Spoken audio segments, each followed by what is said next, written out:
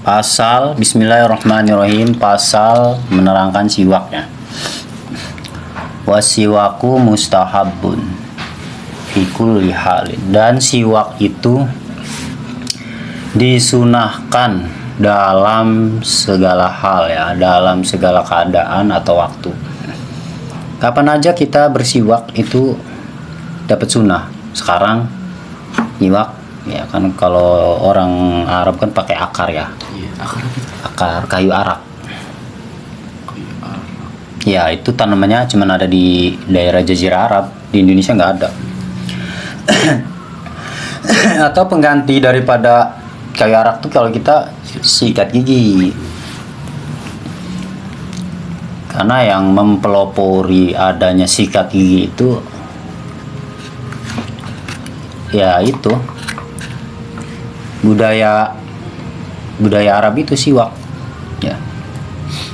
Dulu orang mungkin membersihkan giginya, ya mungkin dibersihkan, tapi mungkin belum menemukan cara itu. Nah, Sikat gigi. Nah, datanglah Islam, dia membersihkan gigi itu dengan menggunakan akar kayu arak. Nah, dikembangkan sekarang jadi sikat gigi di zaman modern ini kan. Tapi kesunahan menggunakan kayu arak itu nggak hilang, tetap lebih disunahkan menggunakan kayu arak. Karena kayu arak itu bagus, mengandung enzim ininya, getahnya. Bahkan ada sebagian pasta gigi itu yang bahan dasarnya menggunakan kayu arak itu kan. Udah ada. Karena memang bagus, mengandung enzim supaya gigi itu kuat. Tapi kalau nggak ada kayu arak, ya pakai sikat gigi nggak apa-apa, pakai apapun yang bisa membersihkan gigi, yang nggak berbahaya ke gigi, ya. Jadi siwak itu disunahkan dalam semua waktu dan keadaan. Illa ba'da zawali lis-shaimi, kecuali bagi orang yang berpuasa ketika matahari itu sudah bergeser ke arah terbenamnya, yaitu ke barat, ya. Jadi kalau kita lagi puasa itu nggak boleh sikat gigi kalau mataharinya udah bergeser ke barat, udah habis zuhur itu.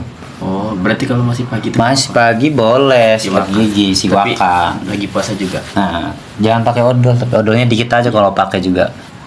Jangan pakai odol banyak-banyak, takut rasanya itu masuk ke sini kan. Kalau kita sikat gigi juga nggak apa-apa.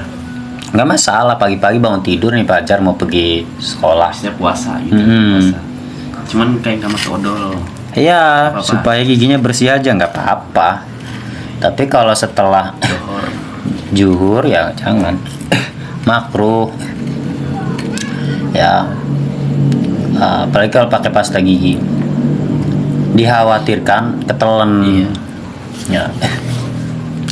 Tapi kalau bisa ya, kalau pakai pasta gigi pun kalau pagi-pagi ya. Ya tetap ini dikit aja gitu. Secukupnya. Ya seujung ininya aja tuh, ya. Banyak kalau banyak mah Ketelan. takutnya ketelen. Jadi siwak itu sunnah dalam semua keadaan dan waktu, kecuali setelah bergesernya matahari ke barat, ya, yaitu habis zuhur bagi orang yang berpuasa. Itu hukumnya makruh. Karena itu potensi batalnya itu sangat memungkinkan gitu. Sangat memungkinkan untuk masuk gitunya tuh, ya. Iya. Iya, apalagi sikat giginya itu sambil nyelangak gitu kan, kumur-kumurnya kan. Iya. Jangan, jadi nunduk sikat giginya gitu tuh, ya. Takut ketelan, ya, nunduk sikat giginya. Bahwa bisalah sati dia asyadu istibaban, dan siwak itu dalam 3 keadaan, ya, itu sangat disunahkan. Ada 3 keadaan yang siwak itu benar-benar disunahkan, bukan kesunahan biasa berarti kan. Inda taghayyuril fami min azmin wa ghairi, ya. Pertama, ketika berubahnya mulut, ya, jadi kayak nggak enak gitu mulutnya kan, asem, min azmin dari rasa asem gitu atau rasa pahit gitu.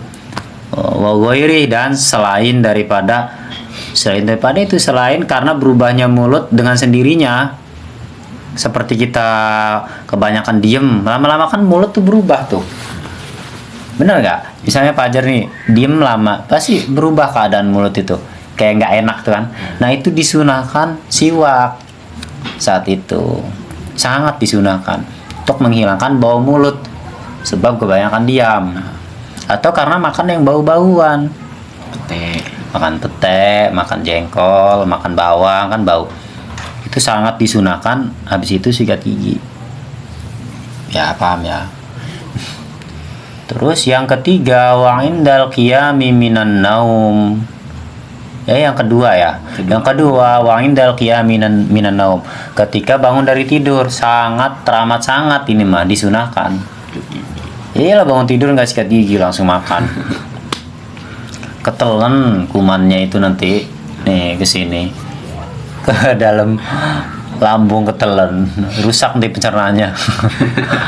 Ya, jadi sangat disunahkan bangun tidur itu langsung siwak, langsung sikat gigi ya.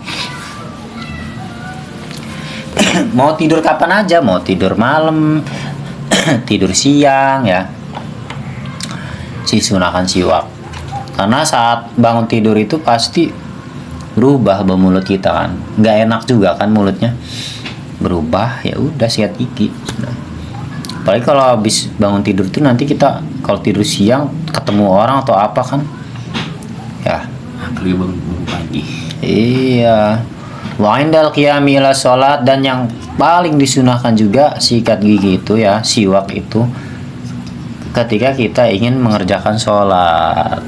Jadi supaya sholat itu hilang bau-bau mulut itu pas kita mau sholat, apalagi sholatnya berjamaah. Bau jigong kan gak enak. Tuh pakai wangi-wangian, siwak dulu. Kalau ada kayu siwaknya beli. Kalau ini mah ada sih di itu ya. Tapi pernah makan rasanya kayak gimana gitu? Iya, asin-asin gitu kan. Tapi emang ngilangin bau mulut itu cara. Pernah waktu itu nyoba kan, kayak gitu kayak gimana? Tadinya kayaknya pengen bawaannya muntah gitu. Iya kalau belum biasa, tapi kalau udah biasa enggak. Ini gini nih caranya. Megang kayak 3 gitu. Pegangnya, misalnya mana ya? Pena. Sini pena minjem. Misalnya ini kan siwaknya nih. Ya terserah mau gini nggak apa-apa, mau gini nggak apa-apa, terserah. Pokoknya ya mau kayak gini juga nggak apa-apa. Nggak ada ini, nggak ada Nggak ada ini. aturan yang pasti gitu. Tapi ke umumnya sih gini mah. Gini kan, gini. Ke kanan dulu, set. Terus bawah. ke kanan, terus ke kiri. Habis itu bawah, set. Habis itu baru tengah. Gosok-gosok. Tengah, terus lidahnya digosok pakai siwak itu. Nah, lidahnya kan di lidah itu kan nempel bakteri-bakteri Bakteri, lidah ya. nih, tuh set, tarik udah itu, udah. Buang. Ya kalau bisa sering dicuci siwaknya, kalau nggak dicuci ya jigong juga kan. Habis dipakai ya dicuci gitu, jangan nggak dicuci. Masukin udah kantong. iya, ya langsung masukin kantong nggak masalah nih, tapi sewaktu-waktu dicuci kalau mau mandi atau apa. Jadi sunahnya si waktu itu di semua keadaan itu sunnah, tapi yang paling disunahkan itu pertama ketika mulut berubah keadaannya ya, baunya atau rasanya mulut itu berubah. Kita bangun tidur. Karena kita kebanyakan diam atau makan yang makanan bau gitu ya, yang bau. Ketika bangun tidur dan ketika ingin mengerjakan sholat. Ada juga itu disunahkan juga kalau sebelum baca Quran, siwak juga, sunnah juga itu. Sebelum baca Quran, sebelum kita belajar begini, sunnahnya siwak dulu, sunnahnya. Pokoknya pekerjaan yang bagus, sifatnya ibadah, siwak. Mau wudhu, siwak. Nabi itu pernah ngomong gini, lawan asyuqa ummati, kalau saja saya tidak ingin bakal menyusahkan umat saya, pasti saya akan mewajibkan siwak sebelum berwudu gitu kan. Iya kan ada kumur-kumurnya itu. Iya, jadi sebelum kumur-kumur, sebelum wudu Iya. itu siwak dulu, habis siwak baru wudu. Sunnahnya seperti itu, tapi karena itu sulit, kayaknya ribet, jadi ya Nabi nggak mewajibkan, ya boleh sunnah, hanya sunnah itu. Berarti kalau sunnah itu Nabi pernah meninggalkan sesuatu, itu disebut sunnah kalau Nabi pernah meninggalkannya, itu sunnah. Kalau Nabi itu nggak pernah ninggalin, Wajib. itu berarti wajib perbuatan itu. Kayak sholat 5 waktu Nabi nggak pernah ninggalin, berarti wajib kan. Kalau sholat raweh Nabi pernah ninggalin, berarti sunnah. Ih, bukan pernah lagi. Nabi kadang nggak sholat raweh, selang-seling. Jadi kalau orang yang raweh 30 hari itu nggak ngikutin sunnah berarti. Dia ngikutin wajib. Nabi cuma 3 hari loh terawihnya. Terawih di Kalau masjid. 3 hari rame nanti udah sepi. Berarti bener orang Kedaung itu. Makin hari itu sepi bener, ngikutin sunnah Nabi berarti. Tapi kan Nabi mah terawih di rumah 30 hari sampai di rumah, lanjutin di masjid cuma 3 hari. Tapi Nabi ada waktunya juga nggak terawih, ninggalin terawih. Ada saat-saatnya Nabi ninggalin terawih kalau ada perlu gitu. Iya. Berarti kan terawih itu sunnah. Kayak sholat-sholat sunnah lainnya juga gitu. Sama sholat-sholat sunnah lainnya itu ditinggalin. Yang penting 5 waktu itu jangan. Mm-mm. Jadi ada beberapa yang ditinggalin sama Nabi. Misalnya kalau keadaannya nggak memungkinkan untuk melakukan kesunahan, ya Nabi nggak ngelakuin.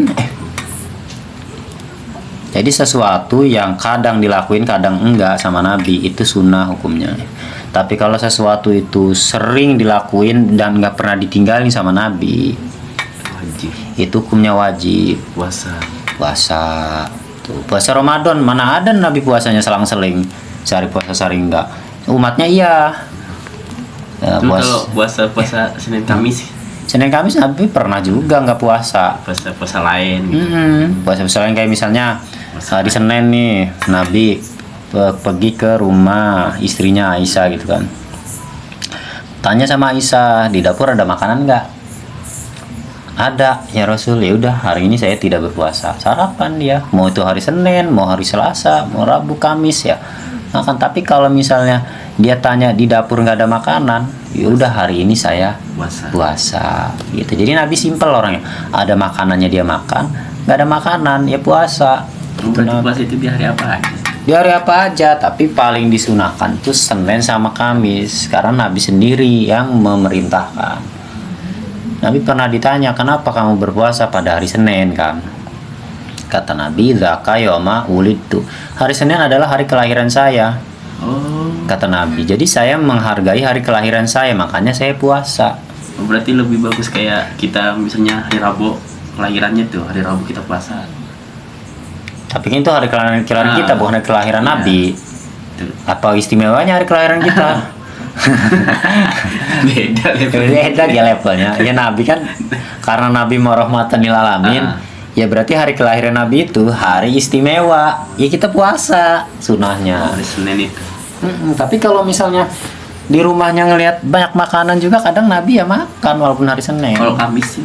Kamis itu hari dilaporkannya pahala kita ke langit.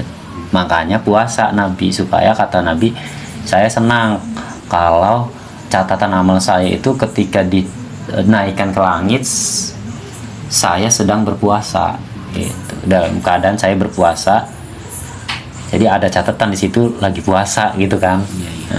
Naik ke langitnya itu catatannya.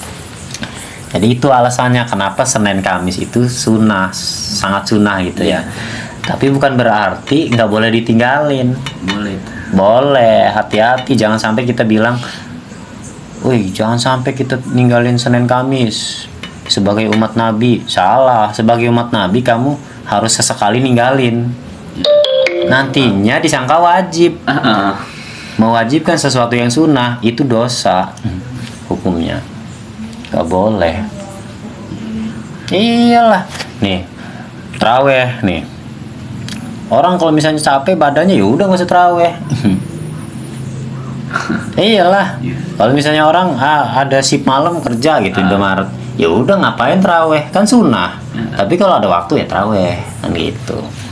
Nah, kalau bisa sholat. Kalau Isa mau wajib, nggak bisa ditawar. Tapi kalau yang pahala-pahala sunnah itu Nabi pernah ninggalin. Berarti kita sebagai umatnya harus pernah ninggalin juga.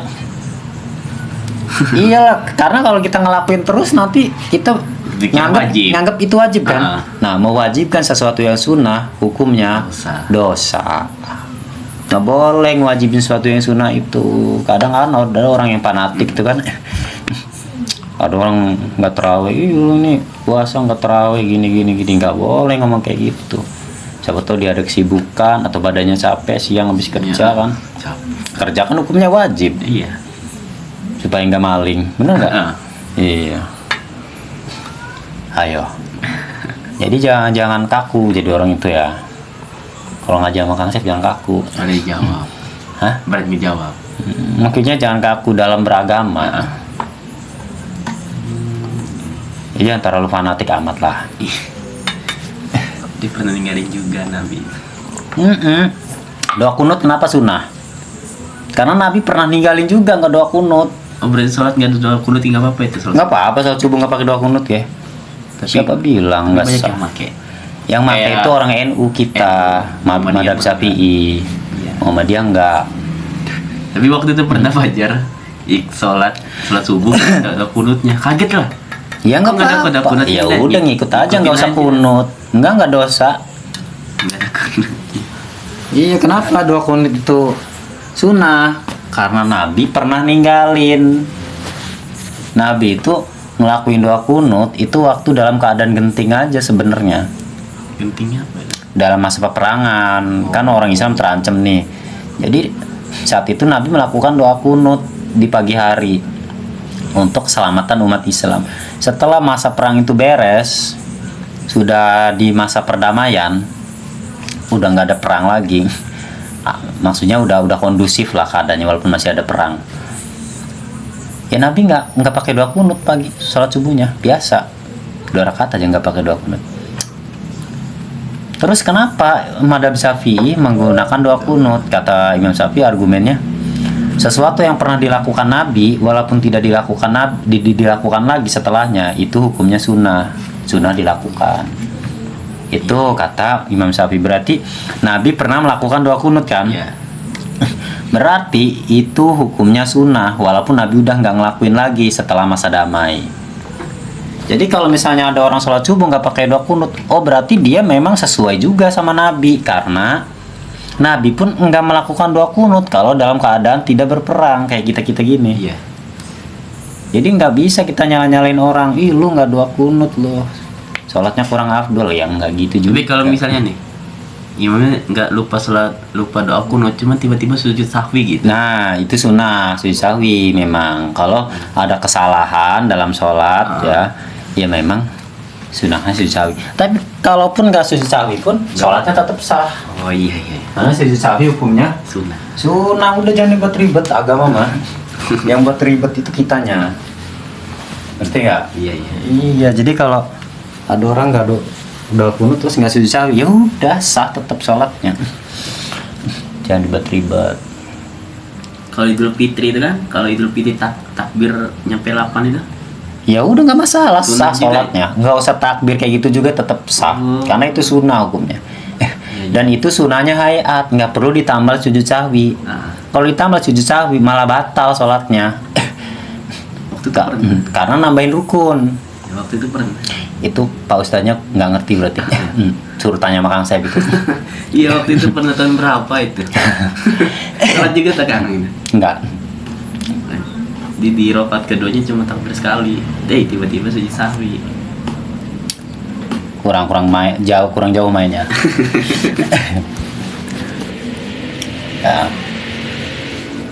Nanti ada di sini keterangannya sunnah muakkad, sunnah hayat nanti dibahas. Masih lama berarti. Enggak, bentar lagi habis bab wudu. Habis siwak ini wudhu. Habis wudu baru sholat.